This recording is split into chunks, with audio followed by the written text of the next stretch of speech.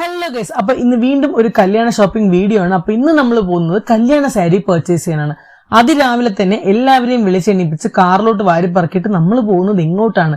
Trivandrum railway സ്റ്റേഷനിൽ. അവിടെ എന്ത് കാര്യമൊന്നുമില്ല, അവിടെ അല്ല കാര്യം. അവിടെ നമ്മൾ നേരെ പോകുന്നത് ചങ്ങനാശ്ശേരിയിലോട്ടാണ്. ചങ്ങനാശ്ശേരി എന്ന് കേട്ടപ്പോൾ തന്നെ കുറച്ചു പേർക്കെങ്കിലും മനസ്സിലായി കാണും നമ്മൾ എങ്ങോട്ടാ പോകുന്നതെന്ന്. അങ്ങനെ ട്രെയിനിൽ കയറിയിരുന്ന് ലേശം എസ്തെറ്റിക്സ് ഒക്കെ കാണിച്ചിരുന്നപ്പോ ദേ വരുന്നു ഭാസ്കരൻ നായരുടെ മോള്.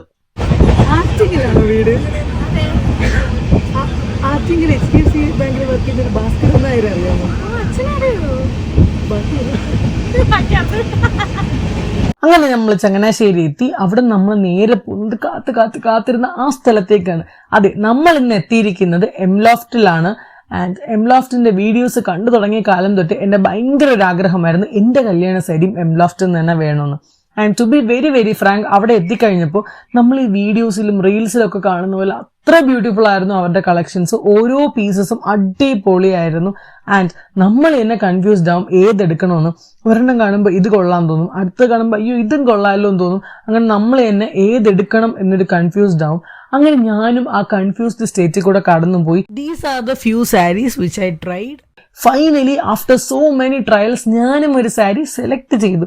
അപ്പൊ ഈ കാണിച്ച സാരീസ് നിന്ന് ഞാൻ ഏത് സാരി ആയിരിക്കും സെലക്ട് ചെയ്തിട്ടുണ്ടായിരിക്കുക എന്ന് നിങ്ങൾക്ക് തോന്നുന്നത് നിങ്ങളൊന്ന് കമന്റ് ചെയ്യും. ആൻഡ് ഞാൻ കണ്ട് മറ്റൊരു സ്വീറ്റ് ആയിട്ടൊരു കാര്യമാണ്, സാരി നമ്മുടെ കയ്യിൽ തരുന്നതിന് മുന്നേ പ്രാർത്ഥിച്ചിട്ടാണ് തരുന്നത്.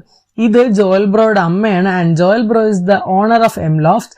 ആൻഡ് അൺഫോർച്ചുനേറ്റ്ലി നമ്മൾ പോയ ദിവസം ജോയൽ ബ്രോയെ കാണാനായിട്ട് പറ്റിയിട്ടുണ്ടായിരുന്നില്ല. അവിടെ നമ്മൾ ഇറങ്ങി. ബാക്കി കൂടെയുള്ളവർക്ക് എല്ലാവർക്കും കുറച്ച് അല്ലറ ചില്ലറ ഷോപ്പിംഗ്സ് ഒക്കെ ഉണ്ടായിരുന്നു.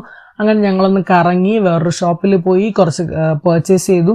അവിടെ നിന്ന് നമ്മൾ നേരെ പോയത് റെയിൽവേ സ്റ്റേഷനിലേക്കാണ്. അവിടെ എത്തിയപ്പോഴും നല്ല ഉഗ്രൻ മഴയായിരുന്നു, അതിൻ്റെ കൂടെ ട്രെയിനും ലേറ്റ്. അങ്ങനെ നമ്മൾ കുറേ നേരം റെയിൽവേ സ്റ്റേഷനിൽ തന്നെ ഇരുന്നു.